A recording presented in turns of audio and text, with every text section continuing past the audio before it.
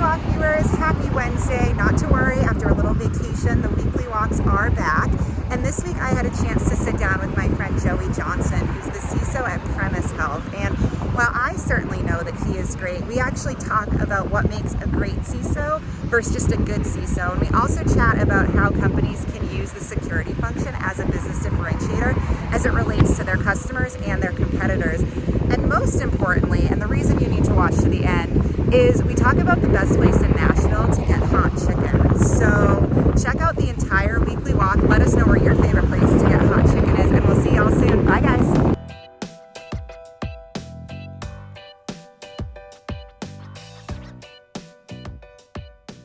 Hey, Weekly Walkers. I am here at Hakkasan with Joey Johnson, CISO at Premise Health. And Joey, I think even though Hakkasan was the last place we were together, I'm looking at this as a premonition of this is how close we are to being back at Hakkasan together.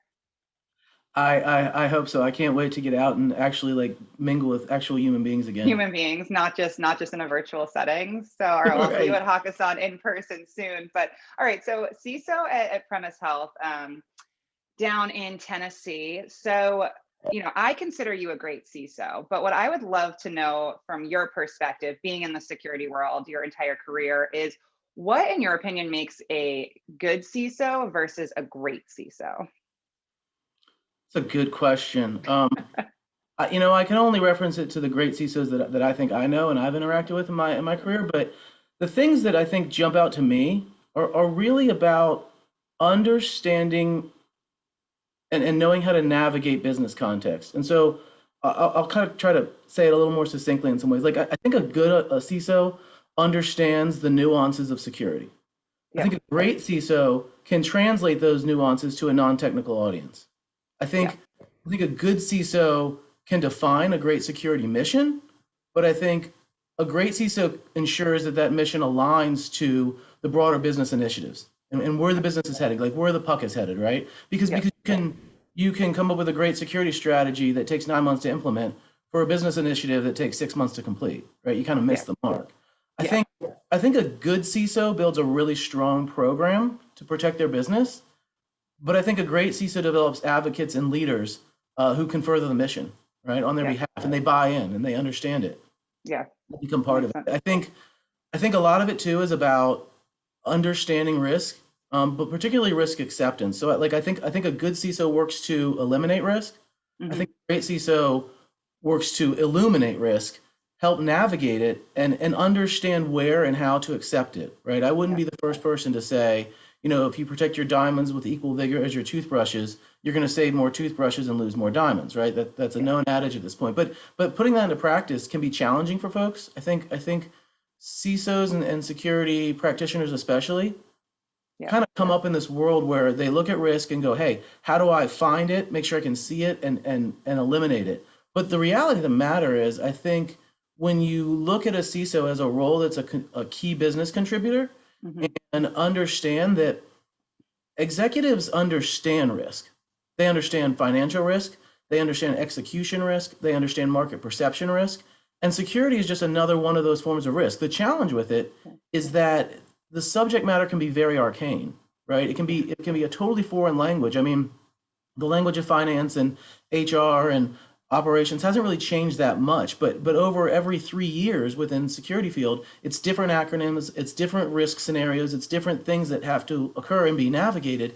And so a great CISO, I think, can translate that to those stakeholders and help them understand. Yep, that makes sense. Would you consider yourself a good or a great CISO? I would consider myself a person that just tries to support my business as much as I can and build good leaders. That's one of the many reasons I like you. You are so humble, but I think you are a great CISO and person, of course. Most importantly, or I wouldn't have you on a weekly walk right now.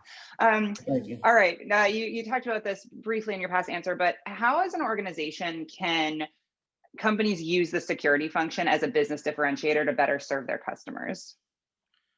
That's a good question as well, because I think historically, I grew up in this industry. I've been doing security for over 20 years now. I think that it's great to see how it's evolved. Historically, security was seen a lot as some kind of buried IT function. And basically a lot of what it did was throw up roadblocks and challenges that made it hard for the business to get their mission done. When you look traditionally at the IT function, where a lot of times security reports into, their mission is to provide technology for the business, to empower the business, to move faster, more agile, more innovative, and that's great. Security, though, their mission is different. The mission is to protect the organization. And those two functions kind of intersect where it's because the data lives on all the systems, right? Yeah. So what I've observed happening that I think is great is, I'm an analogy guy, right? So yeah. I think of it like a skyscraper. Okay. If you look at the scaffolding and all the things that go into making a skyscraper actually be able to be that narrow and that tall and not get blown over in the wind, it's because of the security and the safety features, right? So when you look at it like that, it could be perceived as like, oh, these are all these controls and constraints you're putting in, but really that's what empowers it to get to the building of that structure, of that size, the magnitude, right? Same kind of thing with a race car. The brakes are not what make the race car go fast. Yeah. But the brakes are what empower the race car to go so fast that it can push to the very limits of how it can go without catastrophic outcomes, right? And so in the same way, when you look at kind of good versus great CISO and business differentiator, if you put too many safety features and security features on that race car, you will have a safe car. You will also have a race car that will never win a race. If you put just the right amount, you found that perfect balance, right? And that's where security can be a business empowerment mechanism. I think within our organization, one of the things that I've seen that's been the most transformative is through some of our GRC programs and things like that, where it was really not a technical challenge. It was about bringing the right stakeholders together and saying, like, things would hit our shore through our vendor risk management program, for example. And we found to protect the organization, a lot of things came through a few mechanisms in the organization. They came through procurement. Can we do something? They came through legal. Hey, we want to do something, and the papers landed here, and let's sign it. Or sometimes they would come through IT and security to say, hey, we want this thing. Let's make it happen. And we realized that we needed to assemble the right stakeholders to have those conversations, because some things were, hey, this isn't actually, security is not the primary decision maker on this thing, right? I'm in healthcare. Let's say it's a new radiology device or something. The first question we would ask is, before we go do and spend all these resources on a business risk assessment, does clinical even align to this? Does this thing even meet the requirements that business unit deems necessary? And as we started getting those stakeholders together, we began to find more and more efficiencies at things that security was in the driver's seat on, but really what we were trying to deliver was business value. And so those are some ways that I really think security can be a differentiator. Yeah, security, race cars. I've never heard it like that, but it makes a heck of a lot of sense when you put it that way. And I think the question that everybody is really waiting for the answer to, most importantly, you being in Nashville, where would you say the best place is for hot chicken in Nashville, Tennessee? You asked me some complicated questions, but I know. Where no matter where I go with it, I'm going to make some kind of enemies here. I will preface it by saying this. There is a group here that I'm a member of. It's called the Fraternal Order of Hot Chicken. It's a Facebook group. You can look it up. Okay. And this is like a religious topic in this town. I will just tell you. When I moved here 7 years ago now, almost six and a half, hot chicken was this weird thing, and I'm a spicy food lover. And it was a weird thing that I was like, okay, there's this crazy Nashville thing. And since then, it's blown up. I think, Prince's is like the original. That's where it all got started. And there's a story that I'll tell you if we have time sometime about how that came to be. But so that's the original. Hattie B's is probably the most famous right now, and it's really, really consistent. I love it.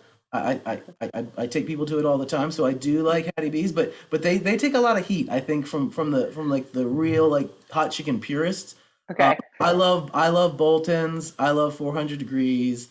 I love Fahrenheit. I love Pepper Fire, and they all kind of offer something a little bit different. So I totally tried to skate my way through not directly answering your question, but also not eroding my fan base here in Nashville. But we don't want to get you in trouble with anyone. I've been to Hattie B's though, but now I have a whole bunch of other places to try next time I'm in Tennessee. So awesome. Joey, thanks for joining me on the Weekly Walk, and Weekly Walk viewers, we'll see you soon. And Joey, I will see you at Hakkasan someday soon. All right. Sounds great. Thanks for having me, Casey. Bye, Good to see you. Bye.